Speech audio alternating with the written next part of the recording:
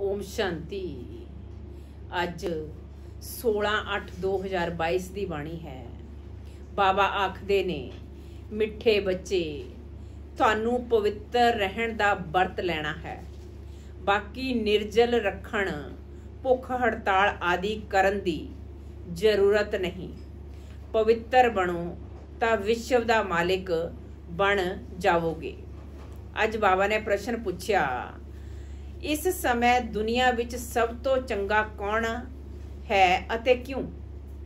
अज बाबा दा उत्तर है, इस दुनिया विच इस समय सब तो चंगा गरीब है, क्योंकि गरीबां नूं ही बाप आके मिलदे है। साहूकार तां इस ज्ञान नूं सुणनगे ही नहीं। बाप है ही गरीब निवास, गरीबां नूं ही साहूकार बनाउंदे है। गीत है अज दे इंसान नूं। ओम शांति। बच्चियां ने गीत सुनिया, ओ दैवी प्यार जिसनूं ईश्वरीय प्यार कहिए, हुण ईश्वर प्यार सिखांदे है कि किवें एक दो नूं प्यार करना चाहिदा है। भारत विच किन्ना सच्चा प्यार सी जदों सचखंड सी। सचखंड किसने बनाया सी? सतगुरु, सत बाबा, सत टीचर ने। हुण तुसी किस दे अगे बैठे हो? सच बाबा मतलब जो सच्चा सुख देने वाला है, सच्चा प्यार सिखाण वाला है, सच्चा ज्ञान दिंदा है। उन्हां दे समुख विच बैठे हो। झूठ खंड विच तां सब झूठ है। गाया भी जाता है कि सत दा संग करो। सत तां एक ही है, अस्त कई है। जो बाप भारत नूं स्वर्ग बनाउंदे है, बेहद दा वरसा दिंदे है, तुसी उस बेहद बाप दे सम्मुख बैठे हो, जो फिर तो सानू बेहद दी बादशाही देने आए हैं। सत बाबा एक ही है, जिस दे संग नाल तुसी विश्व दे मालिक बनदे हो।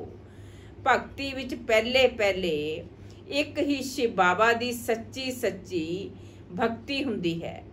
उस नूं ही सच्ची अभ्याभीचारी भक्ति कहा जांदा है। बाबा बैठ तुसी बच्चियां नूं सारे चक्कर दा ज्ञान सुणांदे है। पहले पहले एक शिव बाबा दी भक्ति सी, जिस नूं अभ्याभीचारी भक्ति कहंदे सी। फिर हुण ज्ञान भी तुहानू सच्चा सुणांदे है, झूठी भक्ति तो छुड़ांदे है। सच्चे बाबा द्वारा तुसी ज्ञान सुन रहे हो। तुसी जानदे हो ये सत दा संग सानू स्वर्ग विच ले जावेगा। सच्चे ज्ञान नाल ही बेड़ा पार हुंदा है। होर जो झूठा ज्ञान सुणांदे है, उस विच बेड़ा गर्क हुंदा है। उस नूं अज्ञान कहा जांदा है। सच्चा ज्ञान सिर्फ बाप ही सुणांदे है। तुसी बच्चे सारे चक्कर दी हिस्ट्री जोग्राफी नूं समझ गए हो, तां ये सच्चा सच्चा बाबा सच्चा सच्चा टीचर है। सतयुग विच भी सच्चा बाप कहणगे, क्योंकि उत्थे झूठ हुंदा ही नहीं। ईश्वर नूं सर्वव्यापी नहीं कहंदे। झूठ ते तां शुरू हुंदा है जद झूठ बनाउण वाले पंज विकार पैदा है। हुण तुसी बच्चियां दी बुद्धि विच है कि असी बेहद दे निराकार बाप दे सम्मुख बैठे हाँ। ये बाबा भी कहंदे है कि असी उस बाबा दे सम्मुख बैठे हाँ। उन्हां नूं याद करदे हाँ, घड़ी घड़ी याद करदे हाँ। बाबा दा बच्चा हाँ ना, तुहानू तां इस साकार नूं छड्ड उन्हां नूं याद करना है। साडे लई तां एक ही बाबा है, तुहाडे लई थोड़ी अटक पैंदी है। मैनू क्यों अटक पेगी? तुहाडी नज़र इस दे ते जांदी है, मेरी नज़र किस ते जावेगी? मेरा तां डायरैक्ट शिव बाबा नाल कनैक्शन हो गया। तुहानू शिव बाबा नूं याद करना पैंदा है। इस साकार नूं क्रॉस करना पैंदा है कि ये याद ना पे, मना शरीर याद ना पे। मेरे लिए तो एक शिव बाबा ही है। तुहाडे सामने दो बैठे है, ਸਾਡੇ ਸਾਹਮਣੇ ਤਾਂ ਸਿਰਫ ਇੱਕ ਹੀ ਹੈ। ਮੈਂ ਉਹਨਾਂ ਦਾ ਬੱਚਾ ਹਾਂ, ਫਿਰ ਵੀ ਨਿਰੰਤਰ ਯਾਦ ਨਹੀਂ ਕਰ ਸਕਦਾ ਹਾਂ, ਕਿਉਂਕਿ ਬਾਬਾ ਕਹਿੰਦੇ ਹਨ ਤੁਸੀਂ ਕਰਮ ਜੋਗੀ ਹੋ। ਤੁਹਾਡੀ ਬੁੱਧੀ ਵਿੱਚ ਸਾਰਾ ਚੱਕਰ ਫਿਰਦਾ ਰਹਿੰਦਾ ਹੈ। ਸਤਜੁਗ ਤ੍ਰੇਤਾ ਵਿੱਚ ਐਨੇ ਜਨਮ ਪਾਸ ਕੀਤੇ, ਫਿਰ ਐਨੇ ਜਨਮ ਲੈਂਦੇ 84 ਜਨਮਾਂ ਦਾ ਚੱਕਰ ਪੂਰਾ ਕੀਤਾ। ਹਿਸਾਬ ਹੈ ਹੁਣ ਕਲਯੁਗ ਦਾ ਅੰਤ ਆ ਗਿਆ, ਫਿਰ ਅੱਗੇ ਨਵਾਂ ਚੱਕਰ ਫਿਰੇਗਾ। ਹਿਸਟਰੀ ਜੀਓਗ੍ਰਾਫੀ ਫਿਰ ਤੋਂ ਰਿਪੀਟ ਹੁੰਦੀ ਹੈ। ਸਤਜੁਗ ਵਿੱਚ ਕੌਣ ਸੀ, ਕਿੱਥੇ ਰਾਜ ਕਰਦੇ ਸੀ, ਉਹ ਵੀ ਤੁਸੀਂ ਜਾਣਦੇ ਹੋ ਕਿ ਸਾਰੀ ਵਿਸ਼ਵ ਦੇ ਦੇਵਤਾ ਹੀ ਰਾਜ ਕਰਦੇ ਸਨ। ਹੁਣ ਤਾਂ ਕਹਿਣਗੇ ਤੁਹਾਡੀ ਸਾਡੀ ਹੱਦ ਵਿੱਚ ਨਹੀਂ ਆਓ, ਸਾਡਾ ਪਾਣੀ ਨਾ ਲਵੋ। ਬਾਬਾ ਦਾ ਬੇਹੱਦ ਦਾ ਮਾਲਿਕ ਹੈ। ਬਾਬਾ ਕਹਿੰਦੇ ਹਨ ਮੈਨੂੰ ਯਾਦ ਕਰੋ। ਇਹ ਬਾਬਾ ਨਹੀਂ ਕਹਿੰਦੇ, ਇਹਨਾਂ ਦੁਆਰਾ ਨਿਰਾਕਾਰ ਬਾਬਾ। ਤੁਸੀਂ ਆਤਮਾ ਨੂੰ ਕਹਿੰਦੇ ਹੈ ਮੈਨੂੰ ਯਾਦ ਕਰੋ, ਤਾਂ ਕਦੀ ਰੋਗੀ ਅਤੇ ਬਿਮਾਰ ਨਹੀਂ ਹੋਵੋਗੇ। ਇੱਥੇ ਤਾਂ ਬਾਪ ਬੱਚਿਆਂ ਨੂੰ ਪੈਦਾ ਕਰ ਵੱਡਾ ਕਰਦੇ ਹੈ, ਫਿਰ ਅਚਾਨਕ ਜੇਕਰ ਉਹ ਮਰ ਜਾਂਦੇ ਹੈ, ਸਰੀਰ ਛੱਡ ਦਿੰਦੇ ਹੈ, ਤਾਂ ਸਭ ਕਿੰਨਾ ਦੁਖੀ ਹੋ ਪੈਂਦੇ ਹੈ। ਫਿਰ ਤਾਂ ਸਰੀਰ ਨਿਰਵਾਹ ਅਰਥ ਆਪ ਹੀ ਸਰਵਿਸ ਕਰਨੀ ਪਏ। ਇਹ ਤਾਂ ਹੈ ਹੀ ਦੁੱਖ ਧਾਮ। ਬਾਪ ਤਾਂ ਤੁਹਾਨੂੰ ਕੋਈ ਤਕਲੀਫ ਨਹੀਂ ਦਿੰਦਾ ਹੈ, ਸਿਰਫ ਕਹਿੰਦੇ ਹੈ ਮੈਨੂੰ ਯਾਦ ਕਰੋ ਤਾਂ ਵਿਕਰਮ ਵਿਨਾਸ਼ ਹੋ ਜਾਣਗੇ। ਬਾਪ ਅਤੇ ਵਰਸੇ ਨੂੰ ਯਾਦ ਕਰੋ। ਬੱਚਾ ਜਾਣਦਾ ਹੈ ਕਿ ਬਾਪ ਤੋਂ ਸਾਨੂੰ ਵਰਸਾ ਮਿਲਣਾ ਹੈ, ਤਾਂ ਵੀ ਆਪਣਾ ਧੰਦਾ ਤੋਰੀ ਜ਼ਰੂਰ ਸਿਖਾਉਂਦੇ ਹੈ। ਵਰਸੇ ਦੇ ਲਈ ਬੈਠ ਤਾਂ ਨਹੀਂ ਜਾਣਗੇ, ਬਾਕੀ ਸਿਰਫ ਜੋ ਰਜ਼ਾਈ ਵਿੱਚ ਜਨਮ ਲੈਂਦੇ ਹੈ ਉਹ ਵਰਸੇ ਦੇ ਲਈ ਬੈਠਦੇ ਹੈ। ਬਹੁਤ ਦਾਨ ਪੁੰਨਿਆ ਕਰਨ ਨਾਲ ਰਜ਼ਾਈ ਘਰ ਵਿੱਚ ਜਨਮ ਮਿਲਦਾ ਹੈ। ਰਜ਼ਾਈ ਹੀ ਸੰਭਾਲਣੀ ਪਏ। ਉਹ ਰਾਜੇ ਤੇ ਪਾਤਿਤ ਹੈ। ਹੁਣ ਤੁਹਾਨੂੰ ਪਾਵਨ ਰਾਜਾ ਦੇ ਕੋਲ ਜਨਮ ਲੈਣਾ ਹੈ। ਲక్ష్ਮੀ ਨਾਰਾਇਣ ਦੇ ਘਰ ਵਿੱਚ ਅਤੇ ਸੂਰਿਆਵੰਸ਼ੀ ਦੀ ਰਜਾਈ ਵਿੱਚ ਜਨਮ ਲੈਣਾ ਹੈ। ਉੱਥੇ ਕਿਸੇ ਤਰ੍ਹਾਂ ਦਾ ਦੁੱਖ ਨਹੀਂ, ਸਾਰੀ ਦੁੱਖੋਂ ਤੇ ਛੁੱਟ ਜਾਂਦੇ ਹੈ। ਬਾਬਾ ਆ ਕੇ ਧੀਰਜ ਦਿੰਦੇ ਹੈ ਹੁਣ ਇਹ ਅੰਤਿਮ ਜਨਮ ਹੈ। ਤੁਹਾਡੀ ਤਾਂ ਜਨਮ ਜਨਮਾਂਤਰ ਤੋਂ ਇਹ ਹਾਲਤ ਹੁੰਦੀ ਆਈ ਹੈ। ਬੱਚੇ ਡਿੱਗਦੇ ਹੀ ਆਏ ਹੈ। ਦੁੱਖ ਧਾਮ ਵਿੱਚ ਸੁੱਖ ਧਾਮ ਕਿੱਥੇ ਆਏ। ਇੱਥੋਂ ਤਾਂ ਦੁੱਖ ਬਹੁਤ ਹਨ, ਸੁੱਖ ਅਲਪ ਕਾਲ ਦਾ ਹੈ, ਸੁੱਖ ਥੋੜੇ ਸਮੇਂ ਦਾ ਹੈ। ਭਾਵੇਂ ਵੱਡੇ ਵੱਡੇ ਆਦਮੀ ਹੈ, ਉਹਨਾਂ ਨੂੰ ਵੀ ਦੁੱਖ ਹੀ ਦੁੱਖ ਹੈ। ਇਸ ਸਮੇਂ ਜੋ ਗਰੀਬ ਹੈ ਉਹ ਸਭ ਤੋਂ ਚੰਗੇ ਹੈ। ਬਾਬਾ ਆਏ ਹੀ ਹੈ ਗਰੀਬਾਂ ਨੂੰ ਸਾਹੂਕਾਰ ਬਣਾਉਣ। ਦਾਨ ਵੀ ਗਰੀਬਾਂ ਨੂੰ ਕਰਨਾ ਹੁੰਦਾ ਹੈ। ਸਭ ਸਧਾਰਨ ਹੈ ਨਾ। ਬਾਕੀ ਜੋ ਲੱਖਪਤੀ ਹੈ, ਜਿਨ੍ਹਾਂ ਦੇ ਕੋਲ ਕਰੋੜਾਂ ਰੁਪਏ ਹੈ, ਕਿੰਨਾ ਵੀ ਉਹਨਾਂ ਨੂੰ ਸਮਝਾਓ ਫਿਰ ਵੀ ਆਪਣੇ ਧਨ ਦੀ ਕਿੰਨੀ ਮਗਰੂਰੀ ਰਹਿੰਦੀ ਹੈ। ਬਾਬਾ ਕਹਿੰਦੇ ਹੈ ਅਜਿਹੇ ਨੂੰ ਕੀ ਧਨ ਦੇਣਾ ਹੈ। ਮੈਂ ਤਾਂ ਹਾਂ ਹੀ ਗਰੀਬ ਨਿਵਾਜ਼। ਅਜਿਹੀ ਕੰਨਿਆਵਾਂ ਮਾਤਾਵਾਂ ਹੀ ਗਿਆਨ ਲੈਂਦੀਆਂ ਹੈ। ਕੰਨਿਆ ਦਾ ਕਿੰਨਾ ਮਾਣ ਹੈ, ਸਭ ਉਸ ਨੂੰ ਪੂਜਦੇ ਹੈ। ਫਿਰ ਸ਼ਾਦੀ ਕਰਨ ਨਾਲ ਪੁਜਾਰੀ ਬਣ ਜਾਂਦੀ ਹੈ। ਅਸੀਂ ਆਧਾ ਕਲਪ ਪੂਜੇ, ਫਿਰ ਆਧਾ ਕਲਪ ਪੁਜਾਰੀ ਬਣੇ ਹਾਂ।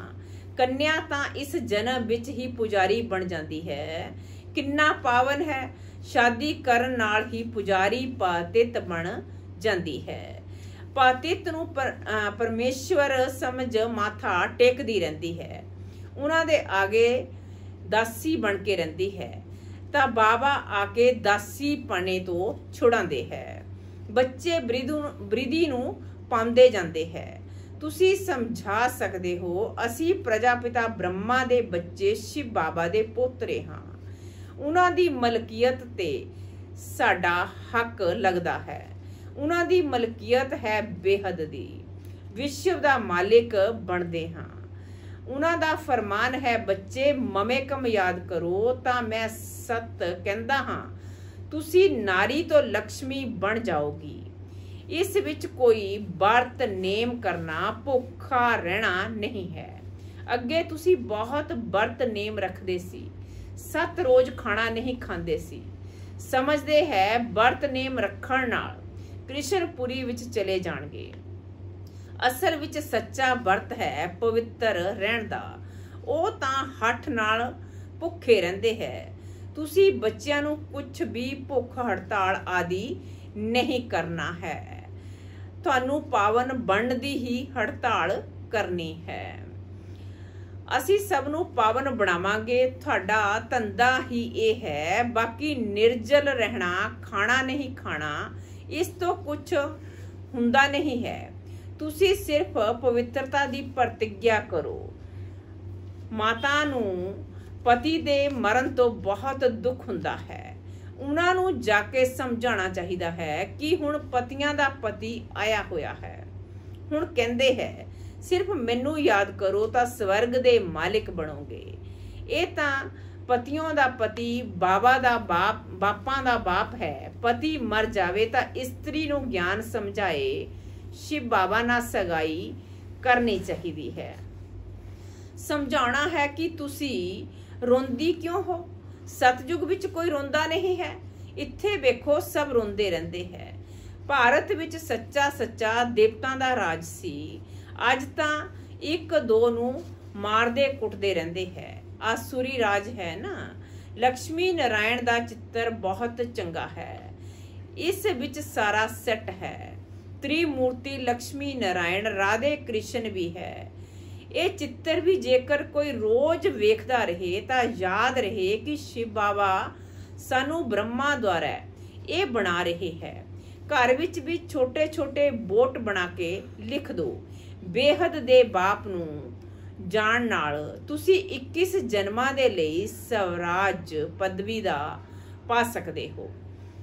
ਹੌਲੀ ਹੌਲੀ ਬਹੁਤ ਮਨੁੱਖ ਬੋਰਡ ਵੇਖ ਕੇ ਤੁਹਾਡੇ ਕੋਲ ਆਉਣਗੇ।